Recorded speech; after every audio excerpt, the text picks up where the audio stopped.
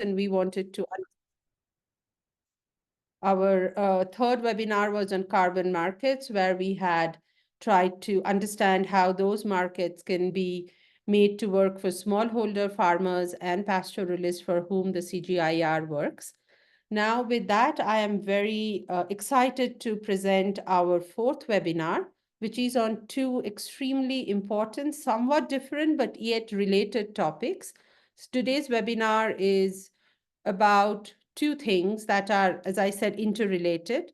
Our first speaker, Dr. Tabea Lissner, and if we can have the slides back up there, and I would love to introduce our speaker. So our first speaker is Dr. Tabea Lissner, who is the Research Director of the Global Solution Initiatives, and she was the lead author of the IPCC AR6 Working Group 2 Assessment Report of the Water Chapter. And her specializations are climate change adaptation, vulnerability, and risk. So today she will talk about a recently published paper in One Earth and a Carbon Brief blog post, both of which we will post in the chat soon.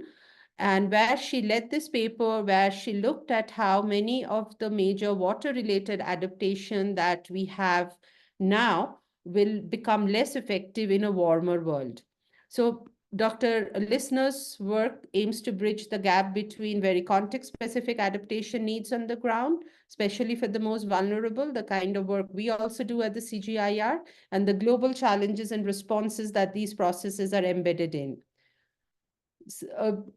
After Tabea, our next speaker would be Dr. Annette Covey, who is the Principal Research Scientist as NSW Department of Primary Industries. She was also a lead author of the IPCC Special Report on Climate Change and Land and on the Working Group 3. And she has been recently also a part of a new report that has come up on carbon dioxide removal. The way the two presentations are related is while Dr. Lissner will talk about what will happen to adaptation in a warmer world, Dr. Annette Covey will talk about how do we prevent the world from becoming warmer. And one way, the main way, is certainly to reduce greenhouse gas emissions as fast as we can. But even then, there would be sectors where that would be very hard to do, which is called hard to abate sectors. And there, carbon dioxide removal from the atmosphere and storing it for decades to millennia is one of the methods that will help us stabilize our temperatures or lower them and keep them within the 1.5 to 2.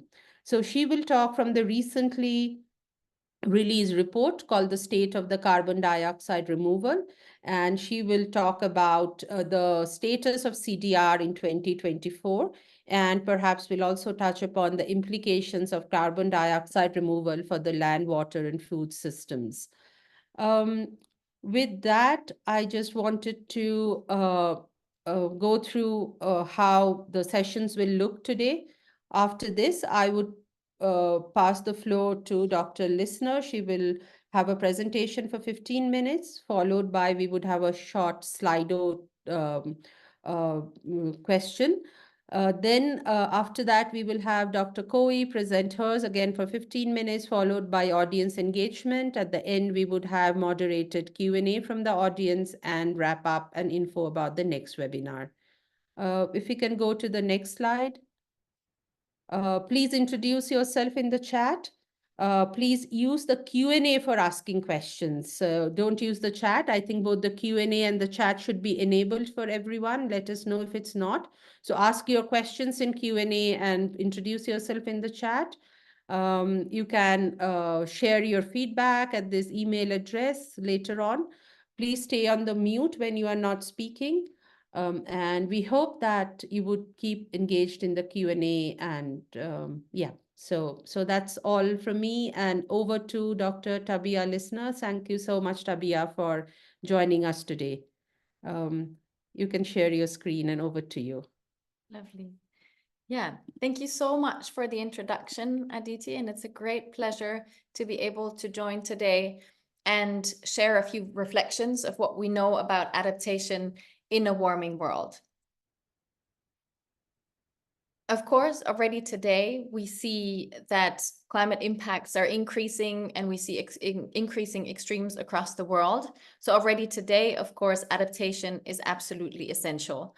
And with any additional warming, even if it's limited to just very little additional warming, it is absolutely essential that we understand the effectiveness of adaptation to actually reduce risk.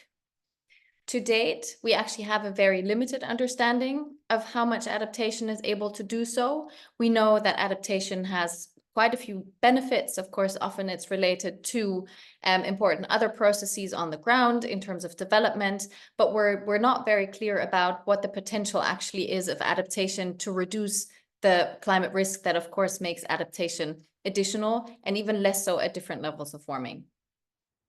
What is also important to note, of course, also due to the context specificity of adaptation, but for various other factors, we currently have very limited representation of adaptation in any quantitative sense. So it's not really represented in the major important global climate models, both in terms of the impact assessments, but also importantly so in the integrated assessment models that really provide us with pathways for the energy systems, for example, but then also provide us with costs for adaptation.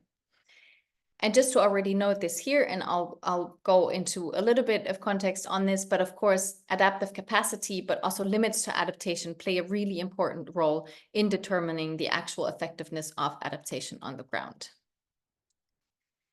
So what do we actually know about adaptation effectiveness? So the potential for adaptation to reduce risk today. There is, as I guess in every other discipline as well, a huge amount of literature coming forth in the climate change space and also on adaptation. But to date, it's quite scattered and it's very, very difficult to actually synthesize it and really draw some overall conclusions about the evidence base. One very important process or project in this context was the Global Adaptation Mapping Initiative. This is an initiative that we started in the context of the IPCC report as well, and is a collaborative network of over 100 experts across the globe, where we actually did a systematic screening of almost 50,000 papers that assess current adaptation. Overall, focusing on implemented adaptation, it's almost 2,000 studies that the initiative was able to address. So to date, this continues to really be a very important evidence base that a lot of the modeling also is able to draw on to really draw some synthesis. The assessment focused on many, many different aspects of describing adaptation globally, but it also has important information about constraints and limits that are being encountered in adaptation implementation, but also really looked at risk reduction potentials. Of course, there's many, many findings out of this study. And as I say, it continues to be a very important area of work that informs the adaptation research space. But I really want to draw on two key conclusions out of this study. And one is, as I mentioned, there's negligible evidence basically of risk reduction outcomes of adaptation. So this is really something that we need to invest in over the next few years, and really need to also continue investing in this Global Adaptation Mapping Initiative. But for the talk I want to give today, much more importantly, what the study found was that adaptation assessments are largely temperature agnostic. So it means that there's usually not a direct reference to how adaptation would react to increasing warming. And adaptation, both implementation, but also the study that we looked at, is underdeveloped with regard to the outcomes of different temperature scenarios. So this is really something that we try to address in the key study that Aditi already mentioned in the beginning, but also some additional studies that really tried to shed some light onto these more forward-looking and scenario-oriented assessments of adaptation. So in order to shed some light on understanding the effectiveness of adaptation with increasing warming, we did a meta review of studies assessing adaptation quantitatively. So of course, there's a lot of assessments of behavioral adaptation options and just aspects that are really difficult to quantify, which of course are absolutely essential in the overall space for adaptation to reduce risk. But we were really interested in those studies that have a quantitative assessment of scenario-based assessment of adaptation. So we're able to put together a database of over 1,000 unique adaptation outcomes to then really look into how these options are able to reduce risk over time. Just to already point this out, and I just mentioned this also, all of the studies that we looked at actually focused on technical options that already have entry points into climate impact models. And as a consequence, a lot of the options that we looked at actually focus on reductions in water and the agricultural sectors, which of course are absolutely essential sectors to look at for adaptation, but also the ones that are often reflected in current quantitative models. The outcomes of the studies are, to be honest, quite scary, if you will. What we see in this very synthesized figure here is a development of adaptation to reduce risk over time or with increasing warming. What we see at 1.5 degrees is actually that the majority of options that we assessed are able to reduce projected climate risk to a very large extent. So there's quite a strong effectiveness of adaptation up to 1.5 degrees. So if we look at the median estimate or the median estimate for effectiveness of options that we looked at is around 90% at 1.5 degrees. But if we look at the development with increasing warming, the effectiveness really declines, and there's a really sharp decline towards these really high levels of warming of 4 degrees, where effectiveness really reduces to a median of 46% at 4 degrees.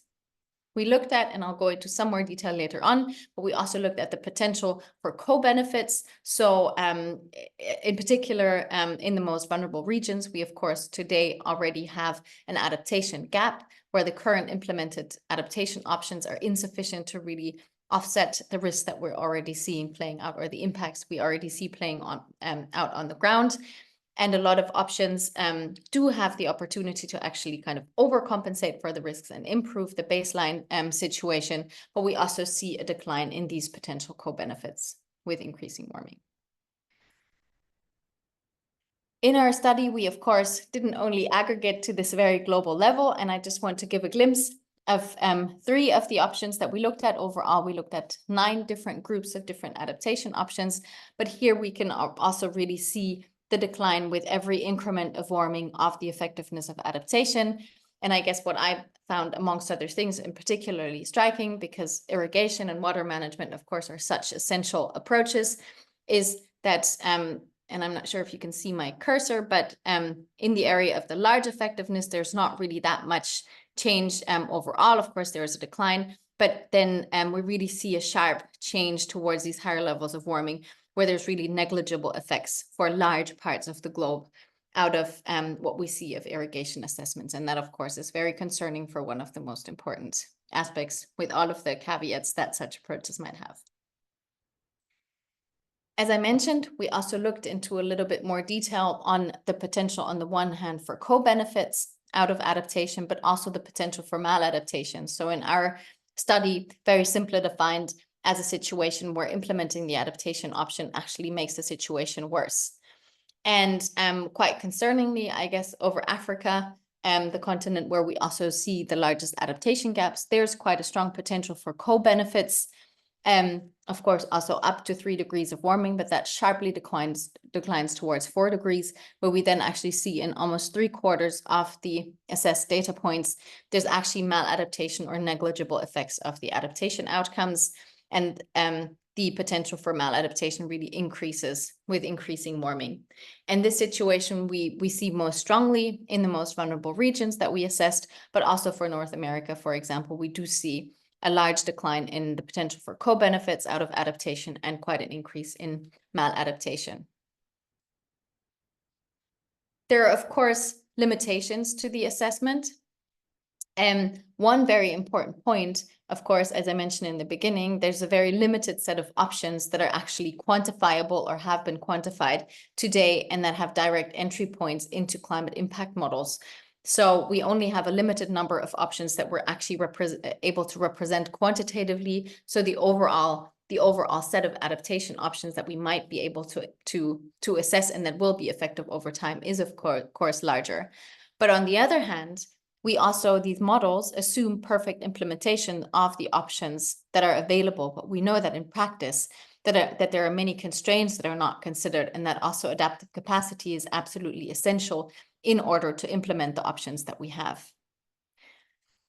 One other point that, of course, is also absolutely essential: the more we learn, the more likely we also are to further develop additional adaptation options that are very targeted. So further technological progress is, of course, also likely to expand the option space. So I guess the limitations of the assessments are kind of both conservative, but also optimistic. So who knows where that meets in the middle? But I do want to point out and also look into some of the evidence of what we know about adaptation constraints and adaptive capacity and how that might evolve with future warming. So what we know today already, and this again is evidence that we were taking out of the GAMI database, is that across the globe, across all world regions, there's evidence of a number of adaptation constraints across different sectors of where constraints have been documented. And in particular for the most vulnerable regions in the world, so over Africa and Asia, but also small island states, we really see medium to high constraints to adaptation across all of the different aspects that we looked at today. So that really, even if we assumed that that certain adaptation options that are technically feasible and would be able to offset most of the risk that is posed by climate change, we would still have an issue with implementing those options due to the various economic, social, and other constraints that we see. What we did on the basis of these results out of the GAMI analysis is look at how, under different scenarios of socioeconomic development that have been developed in the climate change community, such constraints might be developing over time. So what you see here from top to bottom are 3 different pathways of potential socioeconomic developments over the course of the century. And this SSP1 is basically the most optimistic scenario that would invest in most capacity building and improvement of adaptive capacity or reducing constraint overall. And even under this most optimistic scenario, we see that while this dark shade here, where very high constraints to adaptation are present in a number of countries, these very high constraints would reduce or be kind of eliminated towards the end of the century. We still see that there's a large number with high constraints that remain towards the end of the century. And under the less optimistic scenarios, there's still a number of countries that would still face quite severe adaptation constraints. So that would really stand in the way of implementing the adaptation options that might be available. Alongside the constraints that we face, other socioeconomic conditions also kind of determine the adaptation potential and thereby the effectiveness of adaptation through adaptive capacity. What we did also using these socioeconomic development pathways is really try to understand how those factors that are most important to determine effective implementation of adaptation might develop over the course of the century. And this is an illustrative overview of how adaptive capacity might be or is kind of distributed across the globe based on these scenarios. But what we also really see in all of the studies that we looked at was that with higher levels of warming, we really have that interaction with the socioeconomic conditions and the adaptive capacity that further challenges the potential for implementing adaptation. To illustrate that, I want to highlight the outcomes of a study out of these set of assessments. We really looked into, on the one hand, the risk of climate change, looking into the potential for adaptation to reduce climate risks based on what we know about adaptation. And usually in the modeling field and the models that I showed before, we assume kind of idealized adaptive capacity that then translate over time into an improvement in conditions and also a better potential to actually implement adaptation. But what we found in our study through an extensive review is that climate impacts themselves actually also affect adaptive capacity. So there's not only the issue of adaptation options potentially becoming less effective to reduce risk, with higher levels of warming while risk increases. There's also the situation that the climate impacts that are experienced actually reduce the adaptive capacity to implement those options. So what we propose in our paper is to really assess potential climate impacts, both out of a modeling setup, but also in terms of expert elicitation, to really assess how realistic it is to assume that adaptive capacity will just linearly increase over time, or how we might have a more realistic sense of adaptive capacity to then have a better sense of the residual risk that might be retained after adaptation as a combination of the actual kind of technical effectiveness of adaptation with the ability to implement that through an assessment of adaptive capacity.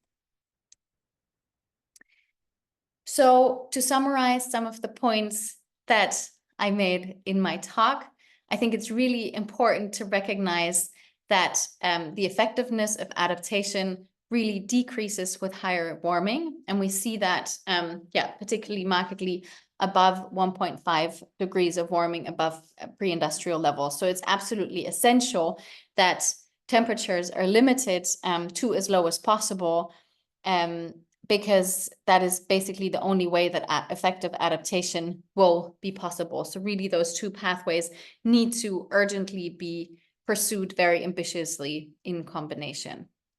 I think it's also really important to note that, of course, kind of by definition, any decisions that we make around climate change, mitigation, adaptation, investments are forward-looking investments. So they rely by definition on models, on quantitative assessments of what future pathways might bring. So also for adaptation, I think we urgently need to get towards a better representation, even if that is, as always in the modeling world, a simplification of reality, to really include this information into models, so we're able to better constrain adaptation in those quantitative models to really get to a more realistic assessment of what actually might be possible in terms of reducing risk, but also to get to a better cost estimate of what different options might actually entail globally. So I thank you very much for your attention, and hope that some of these perspectives were interesting to your work as well, and really look forward to Q&A and hope to be able to answer any questions that you might have. Thank you, Tabea. Thank you so much. We do have a question from my colleague Funke from Ghana. And Funke, if you can just type that in the Q&A, and then we will take it during the Q&A session. I think, the paper did look at a combination of options, but Tabea can talk about it during the Q&A time. Thank you so much. We now want to move to a little bit of a Slido poll and audience interaction. Gina, if you can share the screen. I think we have two questions for the audience. One is, we were trying to use this occasion to identify some of the adaptation and resilience building work that we ourselves as CGIAR scientists do within the system. Are we able to share the Slido, Gina?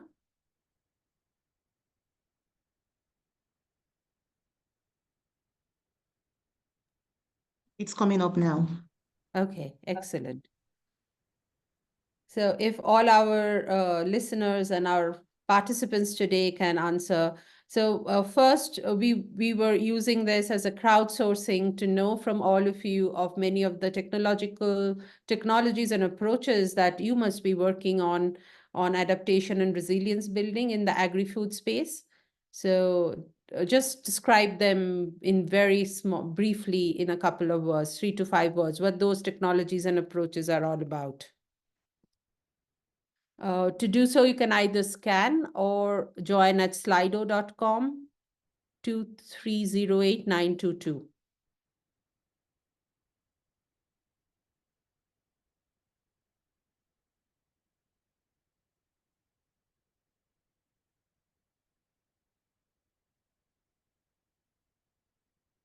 We will give this a couple of minutes while the participants are typing.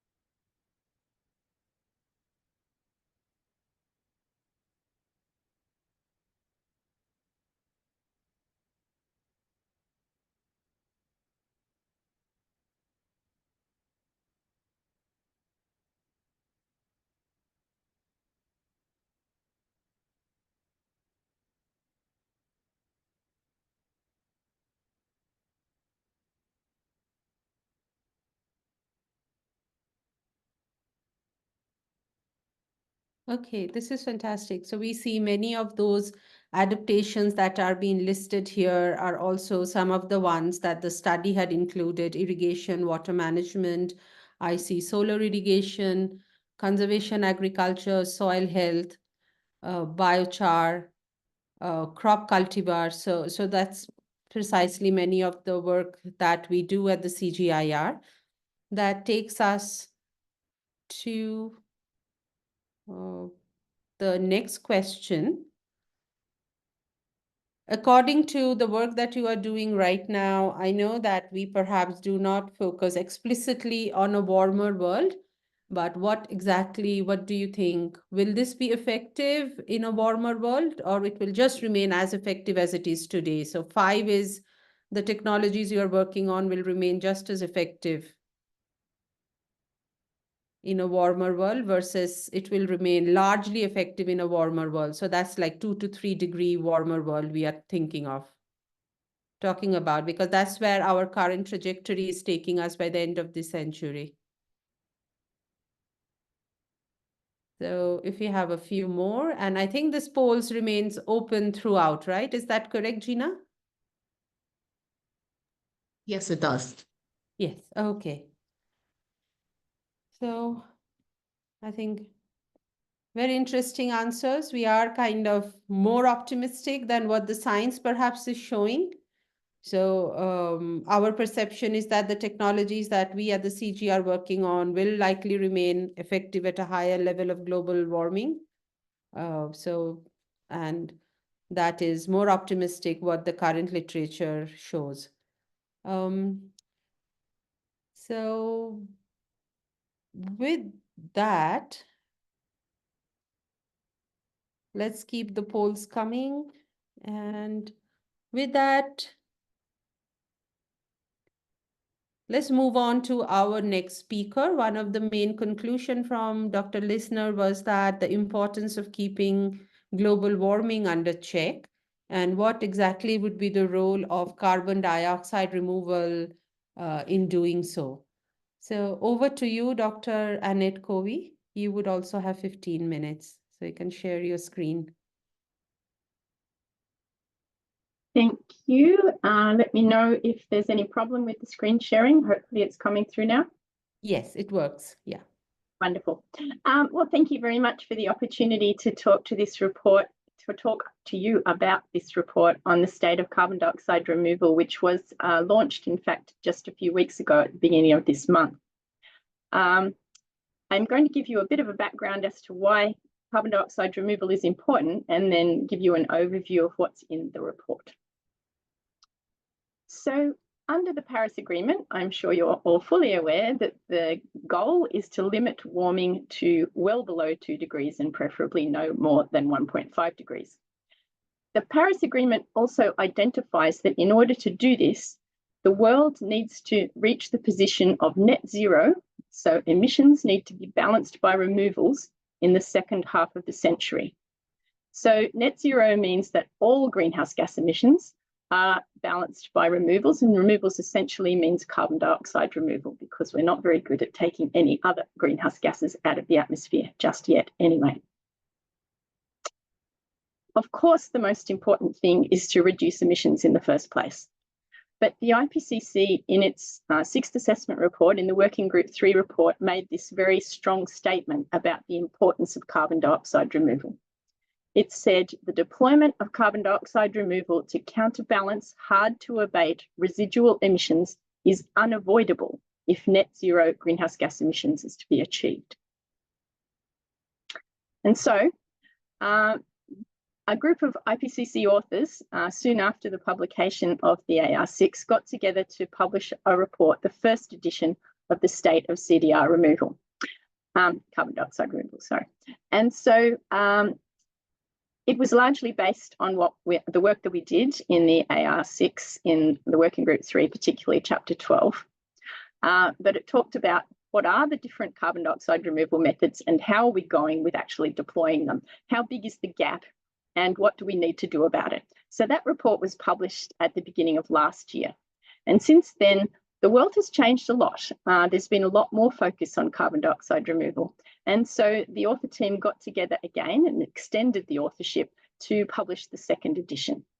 So the scope of this work is largely about where we are up to in R&D, in deployment, in mechanisms to support carbon dioxide removal, such as through the voluntary carbon market, the various challenges associated with governance of CDR, what the public thinks about CDR, and how much are we doing already versus how much we need to do in order to meet the goals of the Paris Agreement. The report was led by Steve Smith from Oxford University and a team from across the world.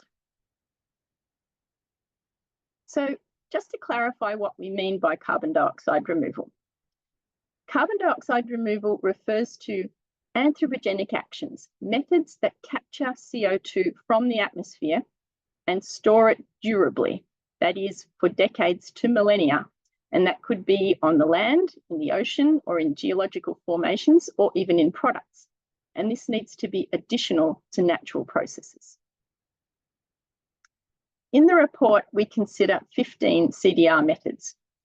And here illustrated are the land-based methods, and then I have a second slide for the other methods. So for each of these methods, we have reviewed them with respect to their technology readiness, their capacity, the theoretical potential, and the scale at which they could be deployed in terms of the durability of those methods. And I'm sorry, the first category is whether they are a biological or a geological or a chemical removal process. Now, the most obvious things that we can do here are what we call the conventional CDR methods, things like tree planting, building soil organic matter. These are the CDR methods that we're used to. We haven't been calling them CDR in the past, but they are certainly methods that meet our definition in that photosynthesis takes the CO2 out of the atmosphere, and then plant growth processes store it, and then it can be stored in the soil, in organic matter, and it can be stored in buildings, in wood products. We can also make biochar out of that organic matter by heating it in a oxygen-limited environment and making it a very stable carbon source, which we can use as a soil amendment, but also in various other interesting ways that will keep the carbon out of the atmosphere. But then there are some more novel methods, which are things like mineral products, where we take CO2 out of the atmosphere by reacting chemically to create carbonates that you then use in concrete or in road base, for example, and some rather low-tech methods like burying logs in the ground where they don't decompose due to the anaerobic conditions. These are the other methods that are not the land-based methods. So we have some methods that are based on the ocean and some methods that involve geological sequestration. So one of the methods that's very prominent in the IPCC reports is bioenergy with carbon capture and storage, known as BECCS. So this is where you grow biomass, you harvest it, you combust it for energy, you capture the flue gases, you condense it, and then you pump it underground for geosequestration. There are other novel ways that are actually escalating at the moment, and a lot of funding is being applied to direct air carbon capture and storage. So this method involves mounting fans that suck the ambient air across a solvent, which captures the CO2, with then the same process of condensing and injecting underground. The ocean-based methods include spreading nutrients in the ocean, because the ocean is actually quite low in nutrients in the open ocean. So if you spread nitrogen or phosphorus or iron, you can encourage algal growth, which takes CO2 out of the atmosphere as it grows, and then it dies and sinks to the ocean floor, where it's essentially protected from decomposition. Or you can enhance the alkalinity of the ocean, which allows more CO2 to dissolve in the ocean. So they're the general methods that we have reviewed in the report. And in general, we find that the more novel methods have longer durability, but are at a much lower technical readiness level. Looking at the amount we have deployed to date, it's only just over 2 gigatons. And in the grey colours, that's the conventional CDR, and the brownish colours are the novel CDR. And you can see that almost all of it is conventional CDR, and this is mostly reforestation. The tiny sliver right on the right-hand side is the novel CDR, and most of this is composed of biochar, which has increased, or more than doubled actually since the first report. In the IPCC's assessment reports, they review a very large number of scenarios, and they look at scenarios that could meet the goal of the Paris Agreement. There are hundreds of scenarios by which we could meet the goal of the Paris Agreement. And each of these integrated assessment models that produce these scenarios deploy CDR to some extent. But most of these models don't use many of the CDR methods. I mentioned that BECCS is very prominent and reforestation is very prominent, but only a few of the models include the other methods. There are some now emerging that include direct air carbon capture, DACS, and I didn't mention enhanced rock weathering, that's ERW. That's actually a fairly low-tech approach. That's taking basalt rock, crushing it finely and spreading across the land where it naturally takes CO2 out of the atmosphere as it weathers. And then biochar, there's only a couple of models that include biochar today. But what we find when we look at the scenarios generated by these integrated assessment models is that they all deploy CDR to a certain extent, and that CDR is necessary, firstly, to reduce peak warming, and then to counterbalance the residual emissions. And finally, once we get to net zero, then to take CO2 out of the atmosphere so we can reduce the temperature back down to our 1.5 degree target. In this report, the authors looked at the scenarios and selected a subset of those scenarios that consider sustainability. They defined sustainability with respect to consideration of biodiversity ecosystem services, the population at risk of hunger, energy efficiency, and land and water resource requirements. And so they selected those scenarios that met their criteria for sustainability. And they looked at the amount of CDR that was required under those scenarios. What they found was that by the year 2050, we will need about 7 to 9 gigatons of carbon dioxide removal. It's about the same whether you look at the sustainable scenarios or the whole of the group. But generally with the sustainable scenarios, we need more of the conventional CDR, so that's the tree planting and soil carbon, and less of the novel methods. We looked at 3 example scenarios to look at what this means in terms of the amount of CDR that's required versus what we're doing to date. And there is unfortunately a rather large gap between the proposed levels of carbon dioxide removal in countries' strategies and what we need to meet the temperature goal of the Paris Agreement. So the gap is in the black arrows. The grey behind is the current promises, and the orange brownish bars show what's required in each of these strategies. And so we find that there's a gap of at least several megatons by 2030 and several gigatons by 2050, unfortunately. So we need to find ways to ramp up CDR. As with any other new technology, there are a range of factors that will influence the rate at which we can ramp it up. These include supply factors and demand factors. Now, the report goes into each of these, but I don't have time to talk about them in detail now, so I'll just give you a bit of a snippet of some of them. Each of these factors is influenced by governance. So here we're illustrating how we're going in various aspects of CDR development. We're looking at the range of different methods that are relevant to each of these different assessment criteria. The grey is the conventional and the brown are the novel methods. So what we find is that in the scenarios, we do have a range, and in funding, we have a range of different methods that are being addressed. In deployment and upscaling, we have more of a concentration on certain methods. But when it comes to the proposals that are in countries' NDCs, they do not look beyond the standard conventional methods of largely tree planting. So there's a long way to go in terms of increasing the diversity of the CDR that countries are considering deploying in their policies. One of the major challenges with the land-based methods is how we can integrate land-based CDR with agriculture. We need to find ways to build biomass, to be able to grow biomass for CDR, for biochar, for BECCS, at the same time as maintaining food production. There are certainly ways we can integrate tree production with our agricultural systems without diminishing production. We all know, I'm sure, that building soil organic matter is good for productivity, so there are even some win-wins. And biochar as well has been shown to enhance crop productivity, enhance adaptation capacity, because it enhances nutrient holding and water holding capacity, for example.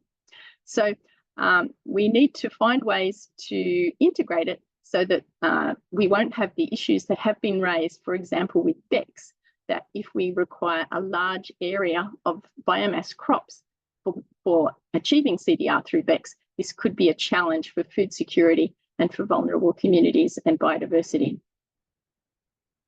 My last slide summarises the key messages from the report. Certainly, the most important thing we need to do is to reduce emissions, but we are going to need a substantial amount of carbon dioxide removal. At the moment, we have only a very small amount of CDR deployed.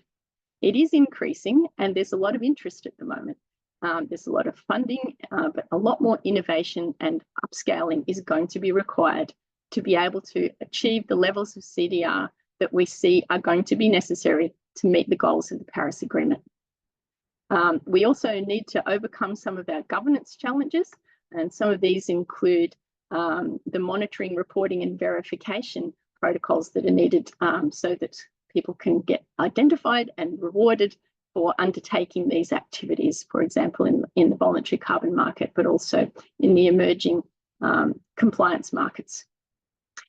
Unfortunately, there's a very large gap to date, and so we need a lot more effort to be applied to developing policies that can encourage the uptake of CDR. And we need to find those ways where we can integrate CDR in synergistic ways to our current activities. And thank you. I look forward to your questions.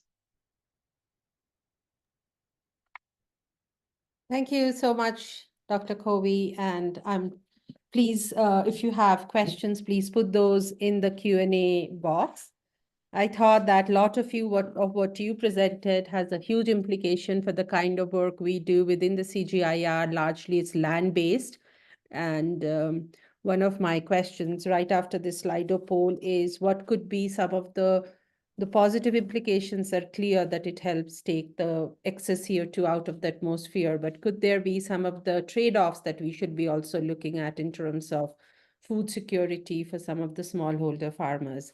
But before we go into that, I was wondering if we can do a short Slido poll just to check with our colleagues what kind of CDR, what kinds of CDR technologies and approaches should the CGIAR work in the near future? Methane gas emission reduction, that would be more on the lines of actual emission reductions rather than CDR, right? CDR is like pulling out the existing CO2 from the atmosphere.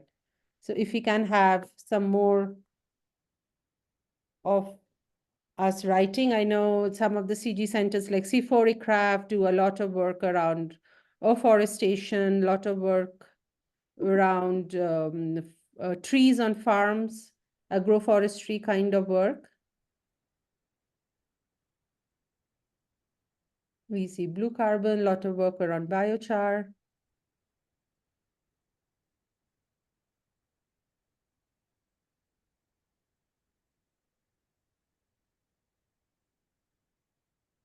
Okay. That's excellent. Keep your ideas coming. In the meanwhile, let me now go back to Annette and see what could be, has there been studies around, we know there's been a lot of studies around BECCS and his possible implications on land and food security. So the kind of people we work with, Annette, are smallholder farmers in the global south with often limited land resources? Is there anything that they can do in this space, or has it got to be just the large actors who can act? Well, it seems to me that the participants in this webinar know the answer already. There seems to be a lot of enthusiasm for biochar, and that is certainly one approach which produces very stable carbon, so we know it's very durable. It doesn't have a high risk of reversal, unlike tree planting, where you can have wildfire, or soil carbon, where you can have a drought and lose all the organic matter. Biochar is very stable. And biochar has those advantages that I identified in terms of contributing to adaptation. One of the concerns, I guess, for biochar is that it needs to be made properly. There are some low-tech ways that are very suitable for smallholders.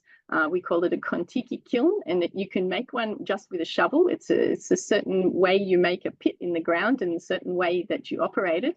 But you do need to make sure that you operate it accurately so that you don't create methane emissions and smoke.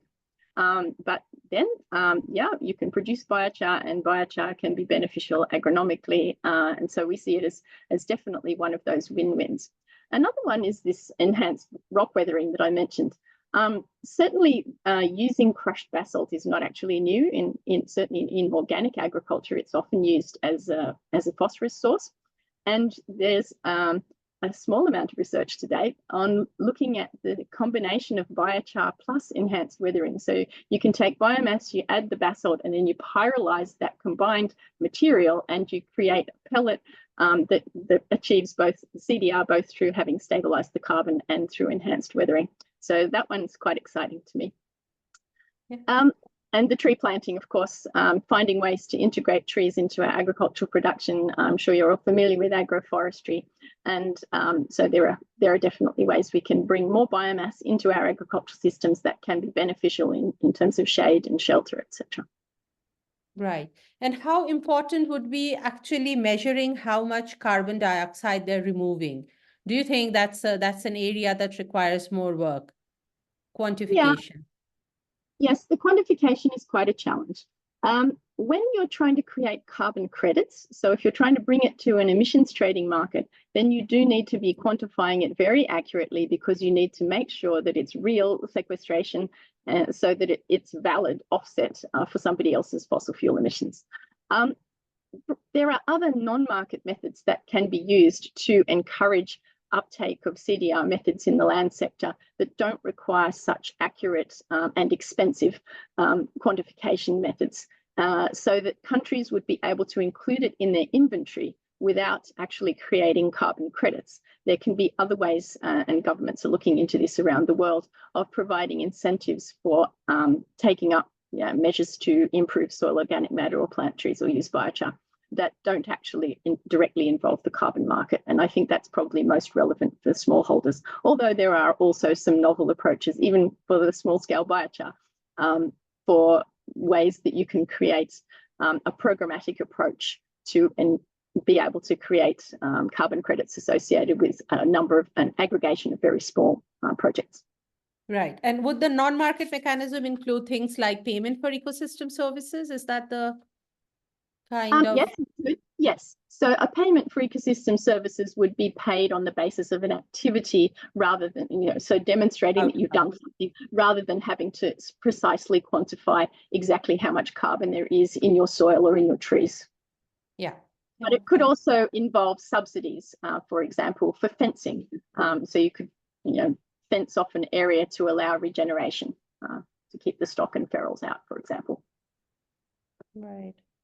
That's absolutely fascinating. And we do have some of our scientists are working on some of these non-market mechanisms in various contexts, particularly payment for ecosystem services, in particularly some of the high mountain areas around the world. In the meanwhile, please keep your questions coming. I do see there were two questions for Dr. Tabea. If you can, switch on your camera. One question was, did you also look at the effectiveness of combining options such as water management plus improved varieties with increasing warming?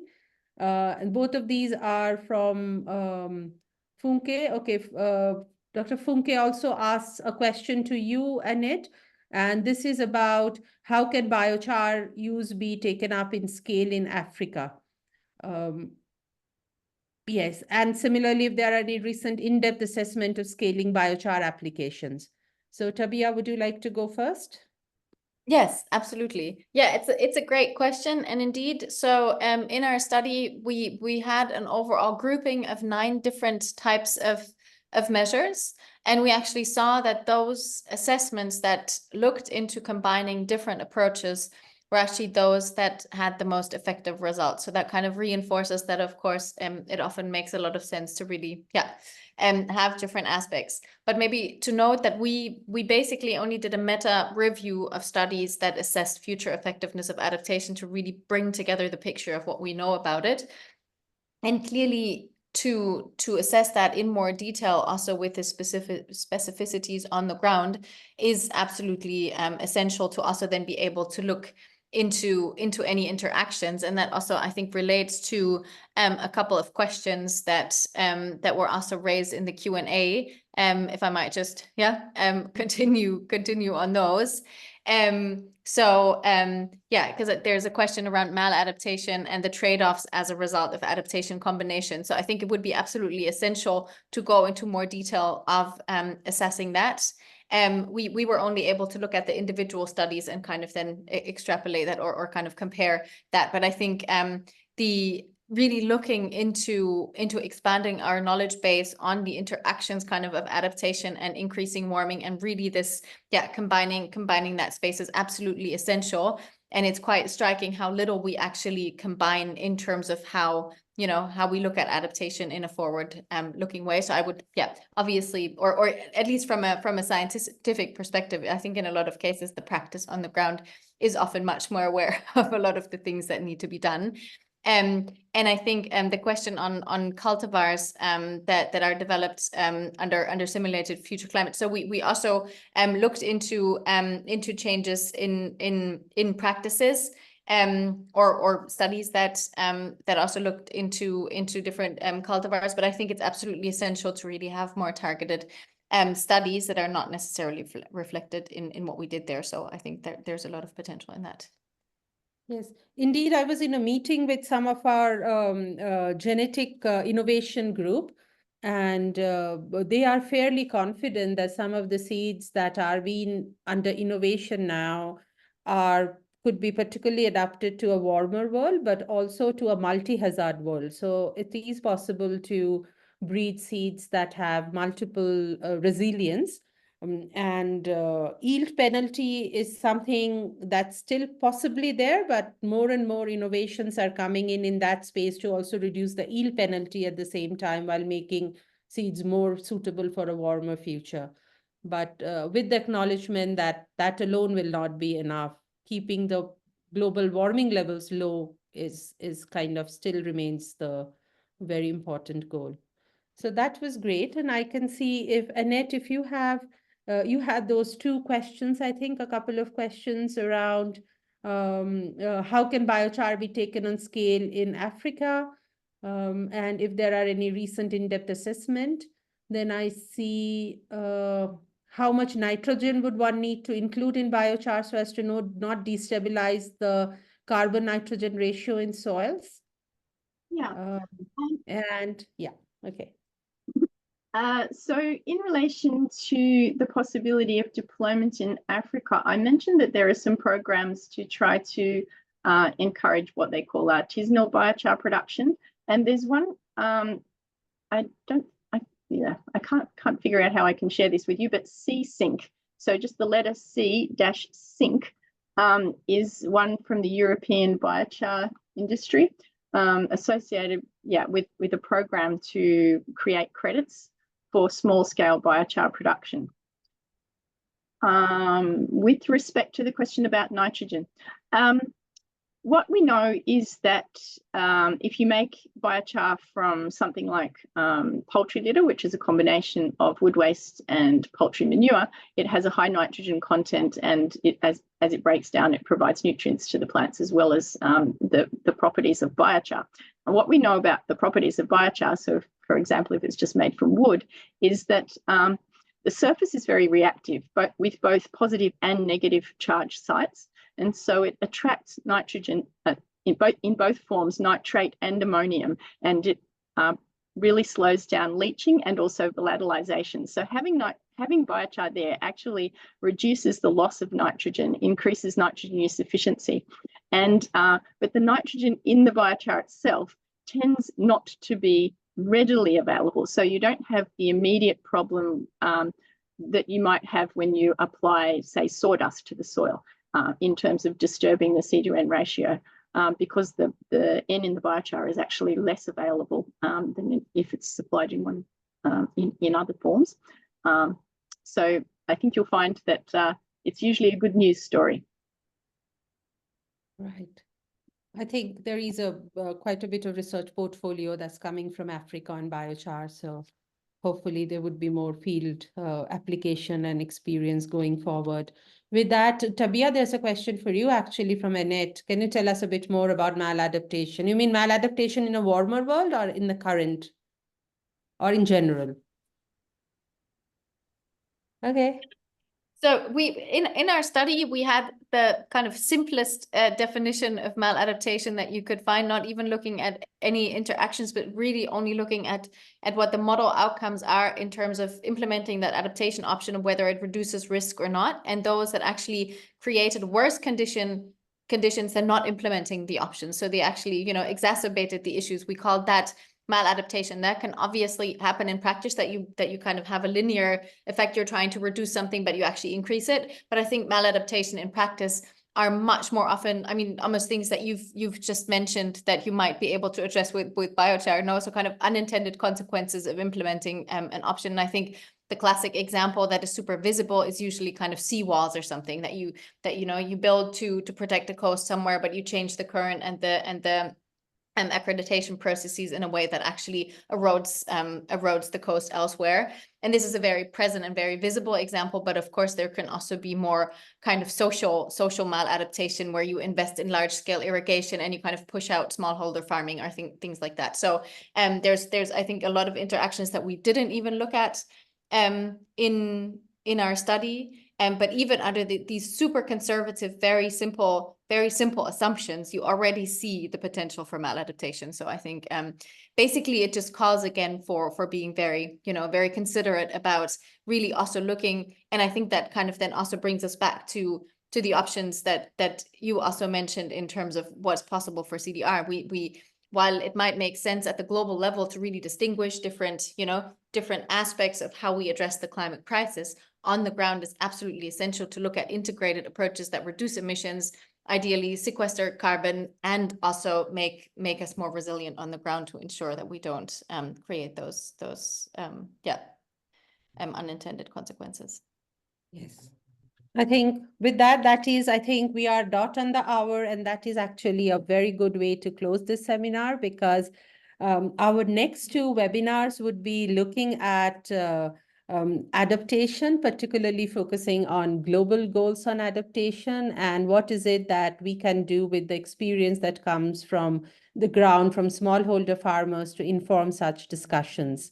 I thought that today we had excellent discussion on two very important topics that is very close to the work that we do here in the Global South around adaptation for our smallholder producers, and just to be aware of the concern that many of our adaptation interventions would need to be thought differently if we continue on our current trajectory of global warming.